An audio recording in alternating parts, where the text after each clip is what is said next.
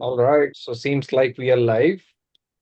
All right, just let's wait for a few seconds while we start streaming it on. Live. We are live. We are live.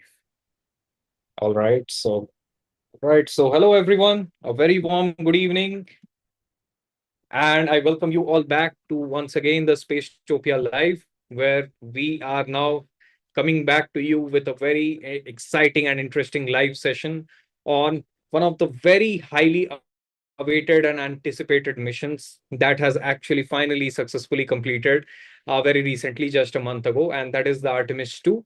So we are getting a lot of questions, a lot of queries on Artemis 2. Some of you are also requesting for sessions and all these things. So what we have done is that we have created something very exciting and fascinating for you. So today we will be having a discussion on Artemis 2. We have culminated all the things that are, running around in the news, in the social media, from NASA and other space agencies. So we have culminated all of them into a session where we are going to discuss some of the key things about Artemis 2. I'm sure that most of you must have gone through some of the viral and important things on the internet, but we have culminated all of them and jotted them down so that you get an overall summary and highlights of the key things that has happened. And of course, if you have any further questions, and I'm sure that such kind of a session actually tags along millions of different kind of such kind of questions, like what was it all about, what did the astronauts actually do, and all these things. So we have decided to actually conduct an Ask an Astronomer. So just like the Ask an Astronomer, which we had previously conducted on the Hubble Space Telescope. If you have not yet watched it, do make sure that you go to your Spacetopia page and watch the live of Ask an Astronomer that we had conducted previous month, where we got a lot of questions. And we already saw that we have got several different types of questions already for our Ask an Astronomer that we have scheduled in this month itself. So do make sure that if you have any questions other than what we are discussing today, so do make sure that you ask us all those questions in astronomy. So when you go to our Spacetopia page over here, if you scroll down, you will be first of all able to see all the cosmic jaunt sessions that are coming up as part of the summer camp. So I'm sure that most of you who are watching us live have actually got the summer vacation holidays from their schools. And just to have an exciting summer holidays, we have actually curated some of the most exciting and interesting sessions that we have in our library for all of you. So do make sure you check out our summer camp sessions, that is which we call as Cosmic Jaunt. So do make sure you check out our Cosmic Jaunt sessions, where as per your grade, you will be able to actually participate in the different types of sessions that we are conducting. All these are actual Zoom based workshops. So these are not simple live sessions that you're attending right now or like other Spacetopia Live. These are one-to-one interactive, Zoom sessions where you participate with us. We have one-to-one interaction. Okay, and then we also conduct very exciting activities. So we'll be sending you activity kits for all these sessions, and we'll be performing activities. We'll be learning fun things, and we'll have a lot of fun. We'll also have Kahoot quiz at the end of each of these sessions. So do make sure to check out our Cosmic Jaunt session and participate. If you're a Spacetopia member, you're already getting a discounted price on these. And of course, right now we are having the Artemis 2 live. Apart from this, if you look at if you just scroll down a little lower, you will find the Ask an Astronomer Artemis program. So when you click on it, you will actually enter the page of Ask an Astronomer, which we are going to conduct this month itself. So it's coming up live in just about almost 14 days. Okay, and in this live, we are actually going to cover up some of the most pressing and exciting questions that many of you are asking. So if you have any question regarding the Artemis 2 or even in general about the entire Artemis program, then do make sure you check out our Ask an Astronomer page. You ask your question over here. So when you unlock this, once you unlock this, you will have, you'll be able to, over here, you'll be able to actually attend the session. But for asking the questions, you don't have any such kind of limitation. You can directly ask the question by using the button over here. So you can ask the question. And when you are asking the question and Ask an Astronomer, you have the option to upload a video as well. So do make sure you upload your question in the form of a video, because we usually feature the videos that you all actually post. Of course, you can put up your text as well. In that case, we'll be featuring your name. But if you share a video, we'll be featuring your video itself during the live. So, well, with that cleared up, let's just dive deeper and come back to today's session. Meanwhile, we are also noticing that some of you are actually asking for, the links to the competitions that are actually going on. And in several different, sessions that have been conducted since the past couple of months, we have actually announced the two important essential competitions that are actually going on right now. That is the astro painting and the poster making competitions. So do make sure you check out the astro painting and poster making competitions as well. The link to both of those will be shared in the live chat very soon. Okay, so shortly, Garvit sir along with us. He's managing the backend, so he would be sharing the links to the both of those competitions. And make sure you check those competitions out. Directly, you will land on the Padlet pages where you can upload your artwork, and you will actually get a chance to win very exciting and cool prizes as well as certificates. Okay, so do make sure you check those out as well. Well, now with all these cleared up, let's come back to today's session. That is on the Artemis 2 itself. So just give me a second. Let me just share my screen. All right. So today's session, as you all might be aware, is on Artemis 2 itself. And when I look at this mission, that is Artemis 2, I'm sure that all of you are aware that this was actually a mission conducted almost 60 years after, almost 55 years after the last mission in which humans had actually landed on the moon. And this mission was the Artemis 2. So do let me know in the chat if you're aware that what exactly happened in Artemis 1.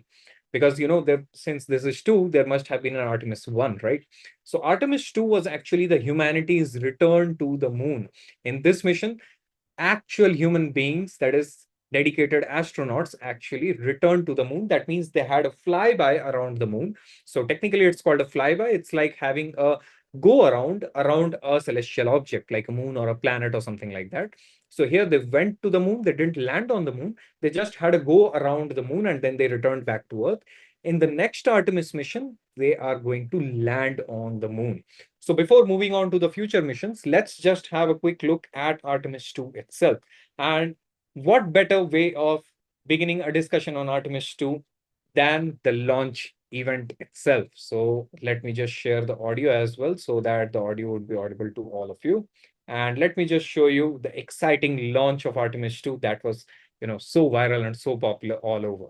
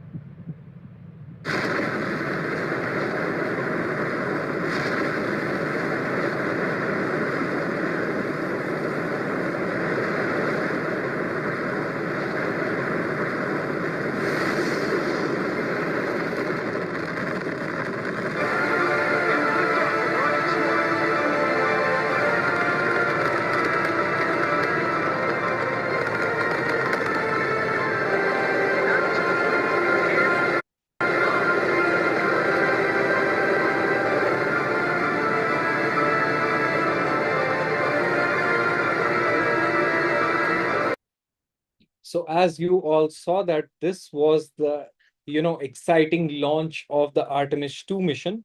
And as you all saw, if you all had noticed closely, the rocket that actually launched was, kind of an orange colored rocket. So do let me know in the chat if you all are aware that what kind of rocket that was, or what is the name of that particular rocket, if anybody is aware of. Of course, we'll be having a quick discussion on that also during today's session. We had covered up some of the big details about that rocket, about the spacecraft and everything in the Artemis 1 session that we had conducted last year. Okay, so we had a session last year as well where we had discussed about the Artemis 1 mission. So do make sure that you check that out as well. Now, if you look at Artemis, let me just proceed. If you look at Artemis 2, then of course, since there are so many different things about Artemis 2 that is going around all around the news and social media, let's just quickly look at the highlights of this particular mission. Okay. So if you look at the highlights of Artemis 2, then the first major highlight is that this was the first crewed mission to the moon since Apollo 17. And people who are aware, somewhat aware of the missions that have been conducted to the moon, Apollo missions were the first set of missions that were actually conducted by NASA almost 55 years ago. First mission was in 1969, in which human beings had landed. Okay, that was the Apollo 11. And subsequently, there were several different missions in which human beings had landed multiple times. Do let me know in the chat if you're aware that how many human beings had actually landed on the, surface of moon during the Apollo missions, if you are aware of that. Now, since this was the first crewed mission, it in itself became a big record. Secondly, the highlight was that this was the mission in which, for the first time, there was a woman, there was a black astronaut. That means a person with a darker skin color, and a first non-American. That means a first Canadian to travel to the moon. So these were also in themselves big records that were set by Artemis 2. Another big highlight of Artemis 2 was the farthest distance that humans have ever traveled from Earth. So the previous record, we will be checking out that as well. The previous record was held during one of the Apollo missions as well. Okay, do let me know in the chat if you are aware that which Apollo mission holds the previous record of the farthest distance that humans have ever traveled to the moon. This record was set at 4,06,771 kilometers away from the Earth. Successful testing of systems for future long duration missions. This was also one of the major highlights as well as one of the major objectives of this Artemis 2. And last but not the least, that it was a 10-day mission where 4 crew members went on a journey around the moon. So for full 10 full days, these 4 astronauts were actually present inside the spacecraft all the way from launch till that point of time they reached near the moon, and then by the time they came back, so the entire journey was a 10-day journey. Okay, and they got to learn and they got to uh, you know experiment on a lot of things. They also got to experience a lot of things firsthand itself with regard to, how the moon looks like. They also clicked various pictures and videos of the moon and stuff. We'll have a look at a glimpse of that as well, a glimpse of the overall, highlights of the mission towards the end of the session. So stay tuned till the end for that as well.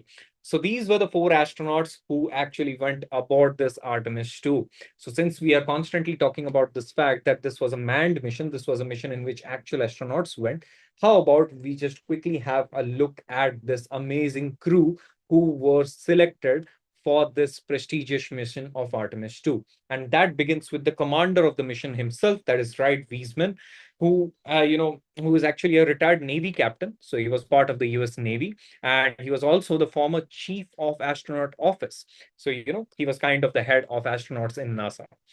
So followed by him was Victor Glover, who was actually the first person of color. That means the first person with a darker skin color to orbit around the moon. And he was actually the pilot during the mission. He was the one who was actually piloting, that means driving that spacecraft.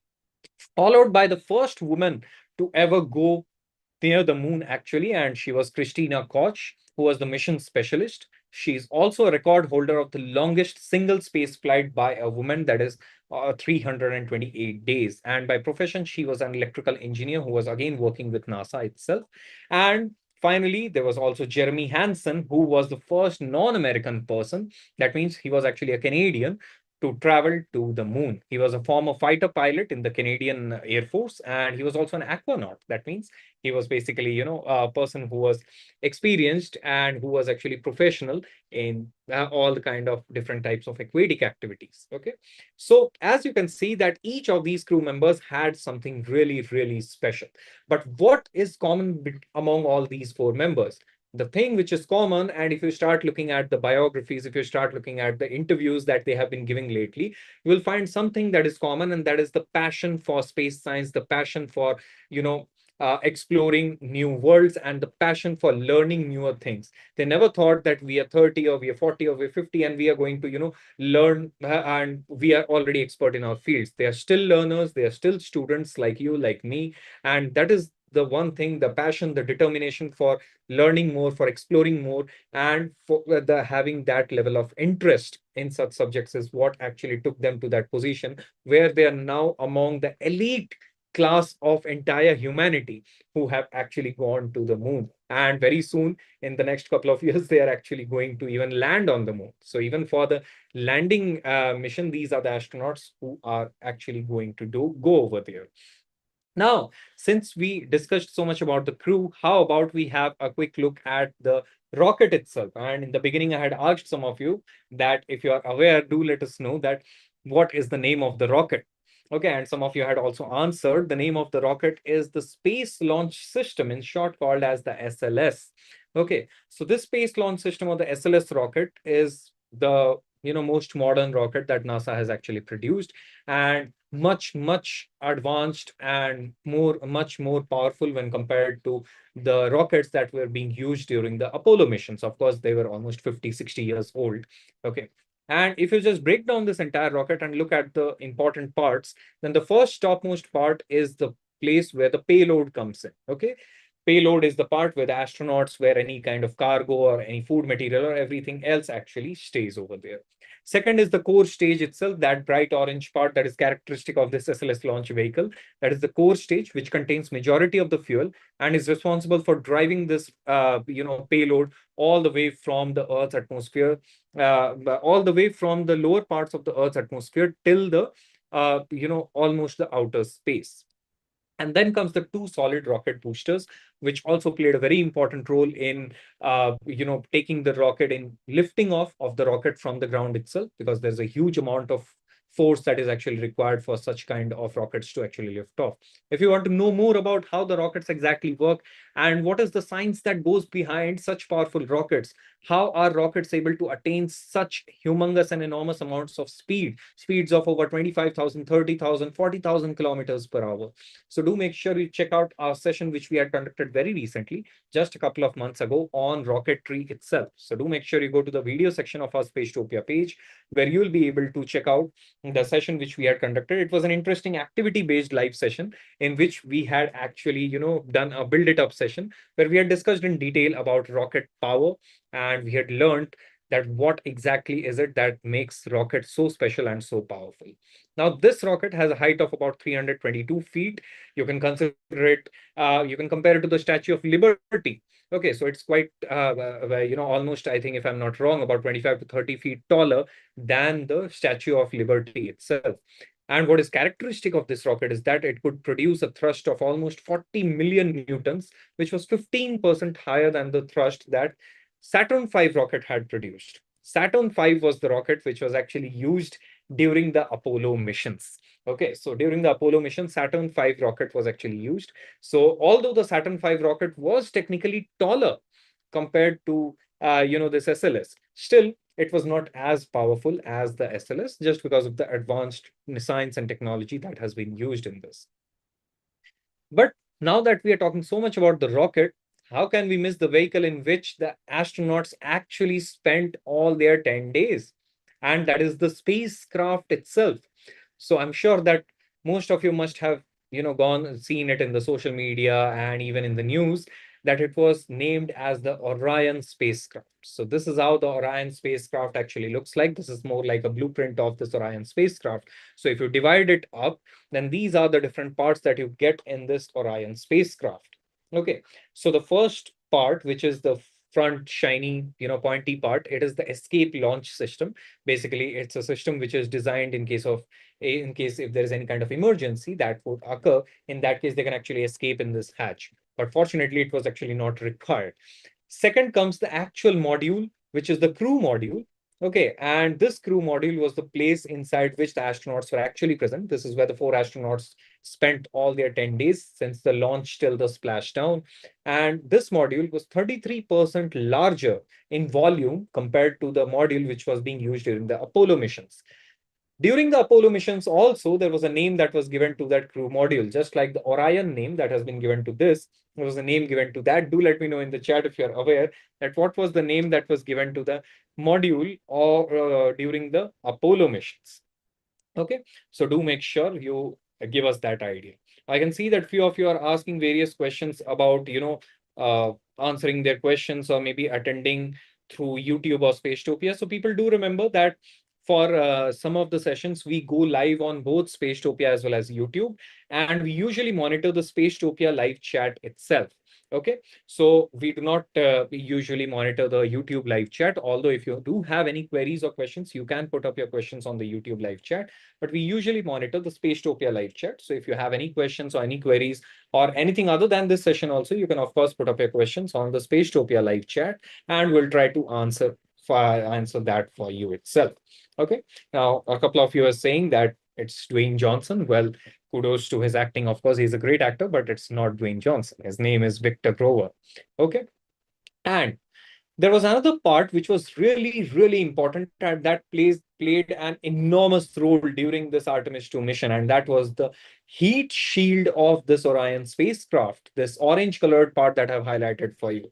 This heat shield was actually built so strongly that it could withstand almost a temperature of 2800 degrees Celsius during the re-entry part. That means during the point when the spacecraft was entering back into the Earth's atmosphere while they were returning back to Earth. So it was this heat shield which actually protected their spacecraft, and of course even them, from burning up in the Earth's atmosphere. So the heat shield actually played a very important role. There was also a very fun background story that was going around with the heat shield, and there was some glitches as well. If you want to know more, do let us know in the chat, then we'll create a quick reel or a video on that if you want to know more, that what was the backstory on this heat shield. There was some kind of funny, it sounds funny right now. It was quite, it was quite full of risk and also full of excitement and thrill as well when you hear the story behind this heat shield that was going on during the research and development phase after the Artemis 1. There was a lot of debate with this heat shield that was going on before the launch of Artemis 2. If you want to know more, do let us know in the chat.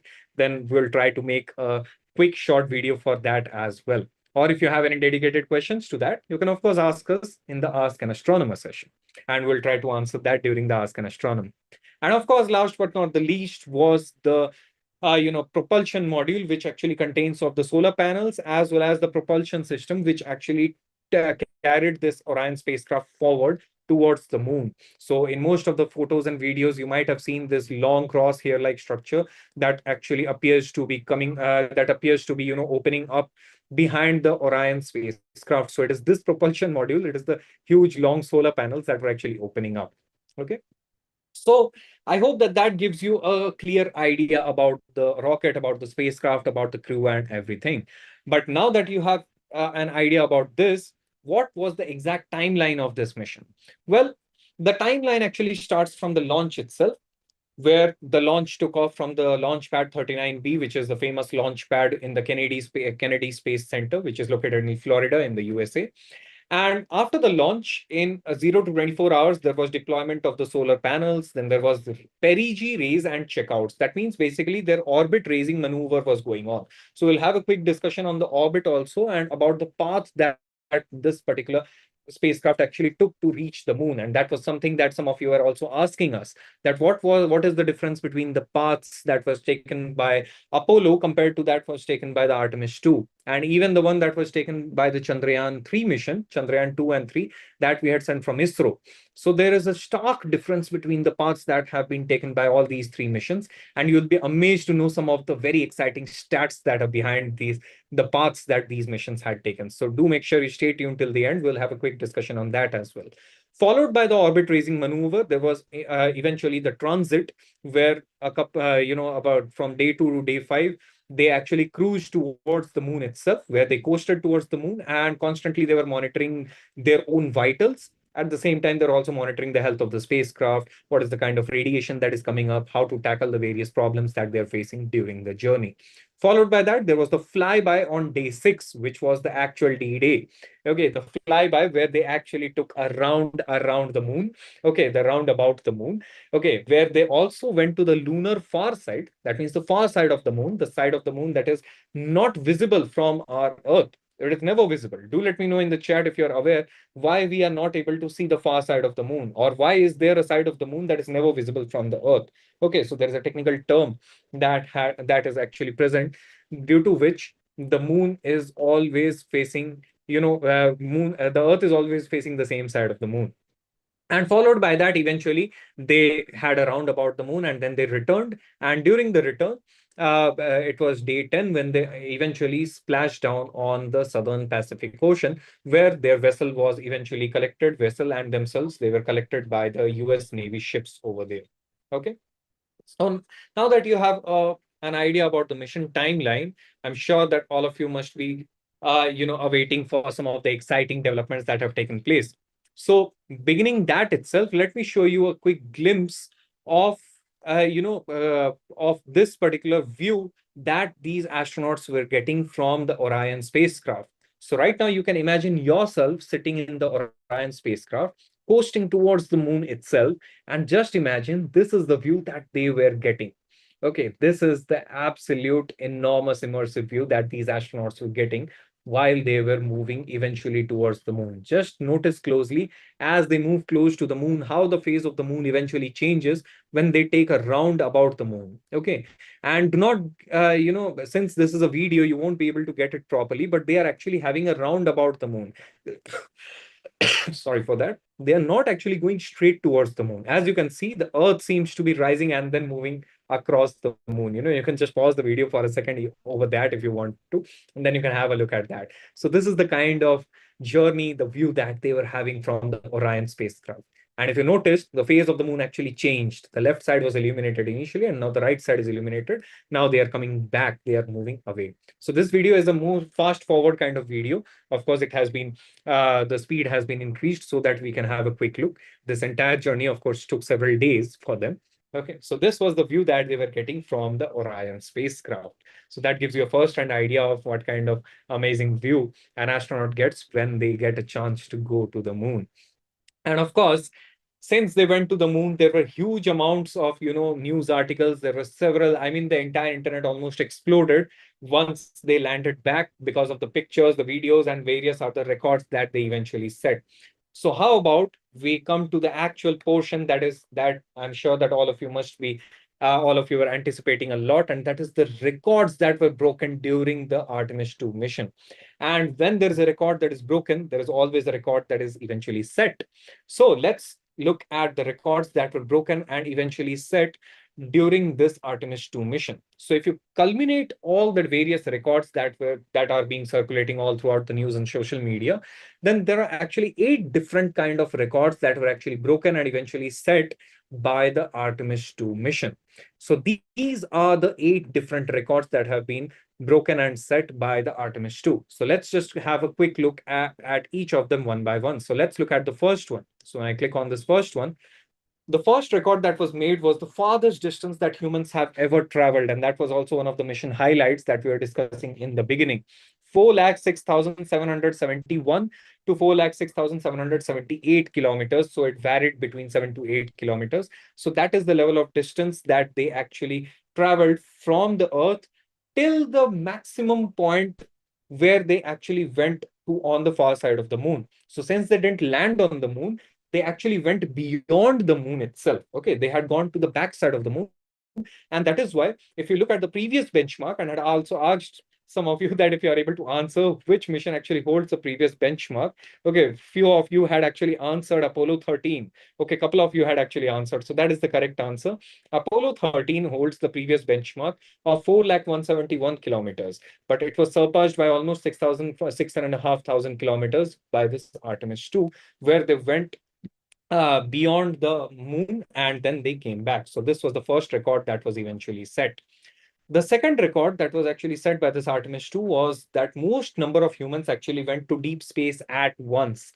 Because here 4 astronauts, as we already saw, actually went aboard this Orion spacecraft to the moon. Okay, so this was the first time that this happened. Before this, the record was set at 3, where 3 astronauts had gone to deep space during the Apollo missions. Okay, but never 4 astronauts had actually gone together. So this was also a record in itself. The third record that was set was the longest crewed lunar journey. Okay, so not only one-way distance, but it was also the entire journey's length that itself became a record, that the entire length was 1,17,418 kilometers. Okay, so that was the distance that was overall covered up by this Artemis 2. Okay. So if, just hold on a second. I'm sure that there might be some mistake over here.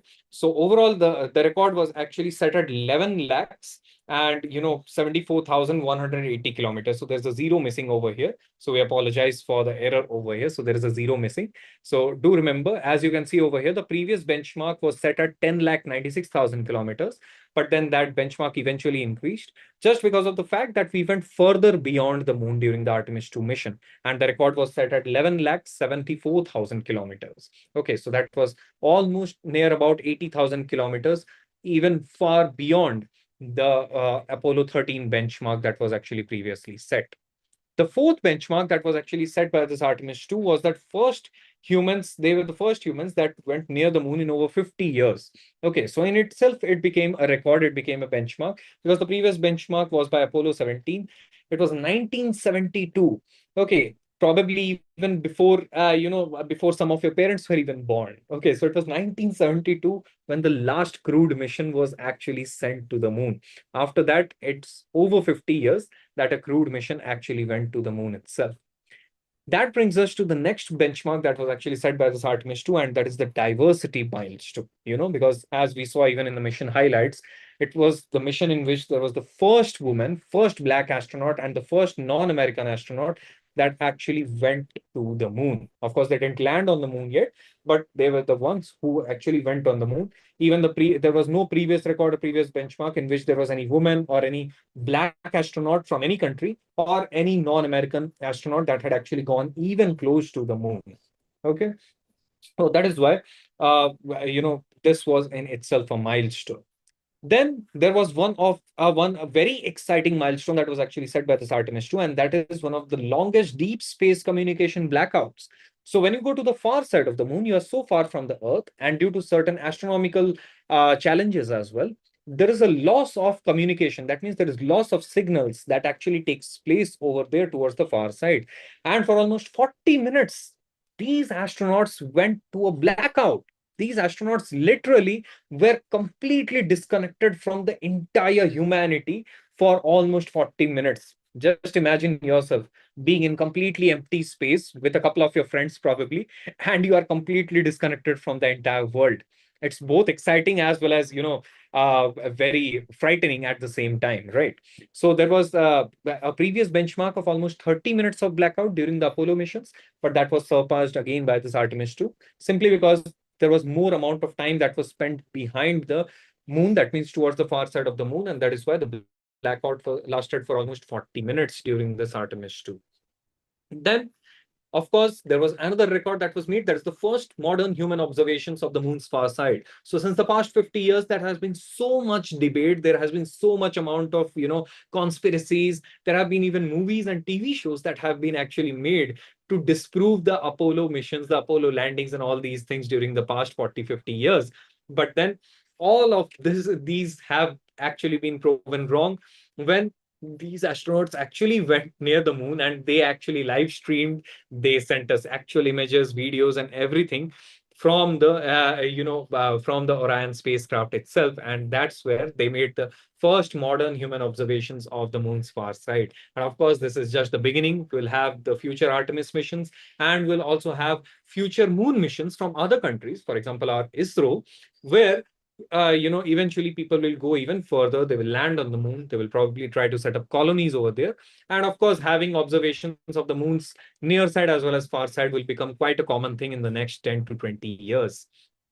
And last but not the least, a very exciting and a very important, scientifically important milestone that was set by this Artemis 2 was that it was the first crewed test of deep space laser communication. So this is the first time when there was laser communication that was tested on a spacecraft. That means laser communication was tested for the first time in the region which is outside the Earth. Laser communication, high-speed laser communication have been around for a while. Many of the space telescopes, do use high-speed laser communication sometimes to communicate with us. But this was the first time where high-speed laser communication was tested completely in space without any communication with the Earth stations. And there was no prior crude use. So this in itself was a record that was made and a benchmark that was actually set by the Artemis 2. So with this is the summary of all the various humongous records that were actually broken and eventually also set up by the Artemis 2 mission. So I believe that that gives you a good idea of all the different types of records that have actually been set. You can now go to your school or college and you can just flaunt before your friends that this was the record that was set on all these things. So do make sure that you do that.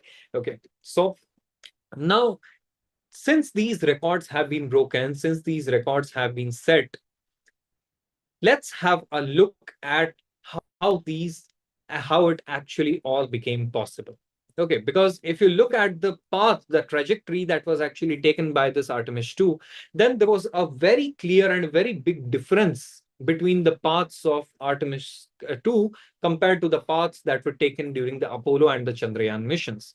So let's quickly have a look at these trajectories that were taken.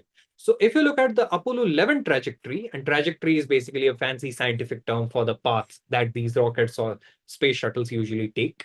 Okay, so this is the path that was actually taken by the Apollo 11 mission. Okay, where it was more like a direct launch from the Earth to the moon, which is often which we imagine. We think that, okay, when we try to go to the moon, this is what will happen, right? The rocket simply launches, we travel for, let's say, a few hours, and then we eventually reach the moon. And that's exactly what happened during the Apollo 11 mission. The Saturn V rocket posted all of its energy on the surface of the Earth in the Kennedy Space Center. It eventually launched, and then it eventually reached the moon in just about 3 days. So it took them just about in less than 3 days, they actually reached the moon because it was more of a direct journey from the Earth to moon. There was no orbit raising maneuver, or there was no taking around about the Earth or around about the moon or something like that. And as you saw in the video, even the return path was almost a direct path from the moon to the Earth, that is back home. Now, this was quite different from the path that was taken during the Chandrayaan mission. That means both the Chandrayaan, 2 and the Chandrayaan 3 missions. So let's have a quick look at the Chandrayaan trajectory. So as you can see, there's a big difference, and that is, as you can see, the boosters of Chandrayaan spacecraft are being fired constantly at different intervals. And there are multiple orbits that the Chandrayaan is actually taking around the Earth. What it is doing is that it is eventually using the Earth's gravity itself to use as a slingshot.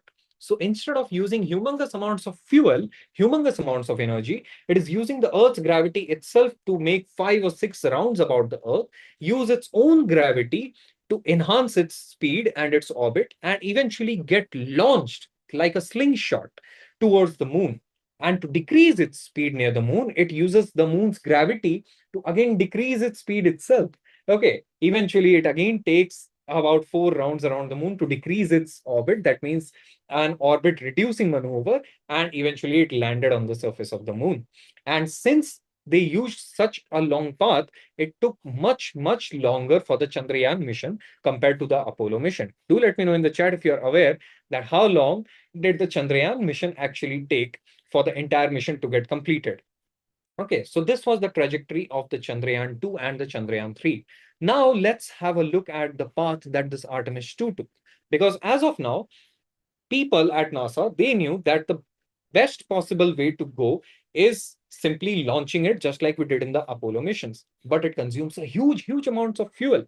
Okay, and there are some other, higher amount of risks as well that are associated when such huge amount of fuel start burning just below your spacecraft. Okay, so there is of course a huge risk to human life as well. The second way is that we can reduce the amount of fuel that we are using, or we can reduce the energy that we are using, and we can eventually reach the moon in the least possible amount of fuel and in the least possible cost. But that will take a long amount of time, which would again be risky for the astronauts to spend so much amount of time in space, especially inside a closed cabinet. Considering that, what Artemis 2 did is take a balance of both worlds. So what they did is that after launching, they did an orbit raising maneuver. They did the orbit raising maneuver just twice, and then they eventually used the Earth's gravity to enhance the speed and get launched like a slingshot towards the moon.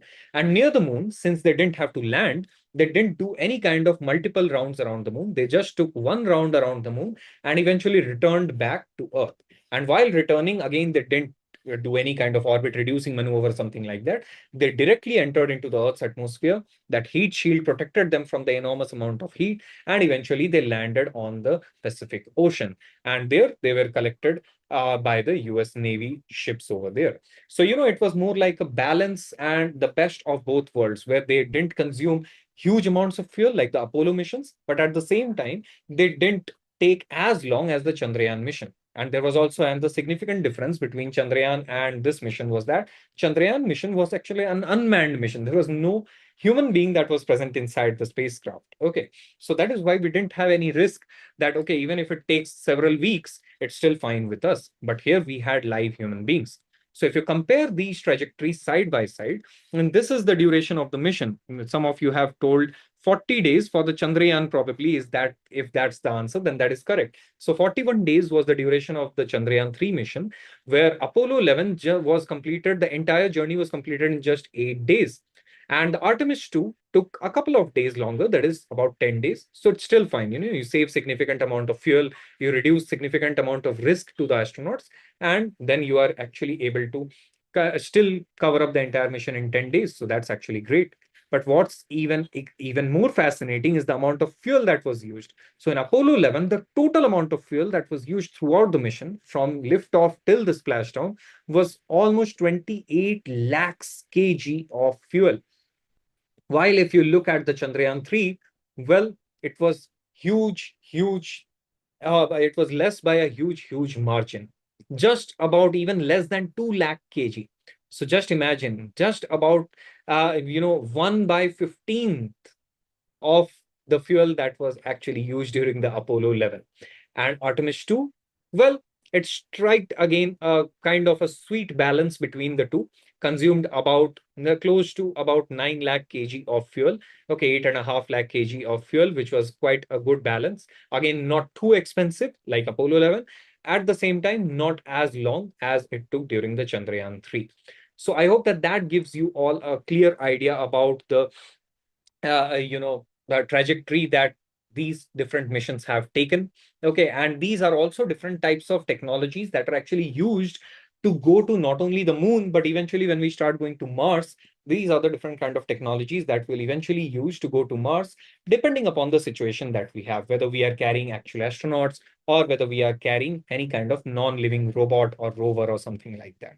So with that, I hope that that gives you a good idea about this Artemis 2 mission. So you might ask that what's next? Well, next up, if you look at the entire Artemis program, you will get a clear idea about what is coming up next. So as you all might know that Artemis 1 and Artemis 2 are already complete, so they are checked. Next up coming is Artemis 3, which is as of now expected in the mid of 2027. That means the mid of next year.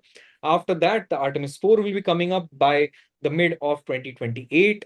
And finally, by late 2028, we'll have the Artemis 5, where we are planning to, have a proper established lunar base. Okay, so these are the levels that we are trying to achieve in the next couple of years. NASA is also progressing quite fast, and they are, of course, expecting to adhere to the timelines that they have declared as of now. These are the timelines as of now, as of May 2026. Of course, they might change as per the situations and circumstances that arise in the near future. But this is what the future plan is. And as we had informed you earlier, if you have any further questions regarding the Artemis 2 or entire Artemis program in general, do make sure you ask us through the Ask an Astronomer program that is going to occur very soon. We have already shared the link to the Ask an Astronomer session in the description of this session itself. So you can directly click on that link and go over there and ask your question. Do make sure you are posting your question as a video so that your video can be featured. Okay. And of course, there have been so many amounts of videos, photos, and all these developments that have taken place during the Artemis 2. So how about we have a quick glimpse at the various kinds of developments that took place during Artemis 2. It's like more like a recap of the entire Artemis 2. So here it is for you, the official NASA recap of the Artemis 2. So have a look and enjoy the visuals.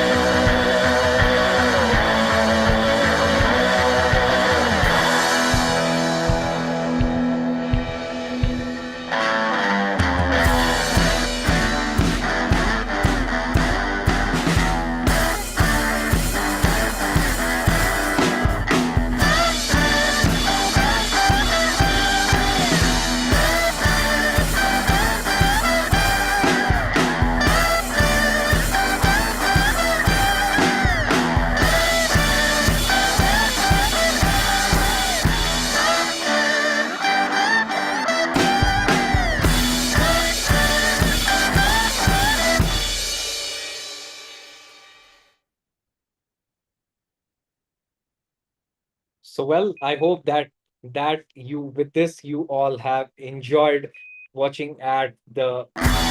Yes, let me move on from here. Hold on. So I hope that with that you all have now got a good idea about the Artemis 2 itself. Okay, and also the nice, beautiful visuals that our astronauts have actually got for all of us, for all of humanity, as they have tagged this particular mission. That is Artemis 2 for all of humanity, where they have got such extensive amount of information, amount of knowledge, and amount of exploration for all of us to get inspired, and at the same time for all of us to learn new and exciting things about space science and about astronomy in general. So with that, I thank you all so much for joining. Once again, I would like to reiterate that if you have any further questions, I know many of you might be having several different kind of questions. We have already got some very nice questions on the chat itself, and let me inform you all that uh, you know some of these questions are already being asked during the Ask an Astronomer. So if you have any further question for this Artemis 2 or the entire Artemis program, do make sure you ask us through the Ask an Astronomer session that we are going to conduct in a couple of weeks, where we'll be featuring your questions along with your names and videos if you are posting it like that. So thank you all so much for joining, and we hope to see you again in the next session very soon. Till then, have a look at our Cosmic Jaunt sessions, and we hope to see you again very soon. So good night and bye bye, everyone.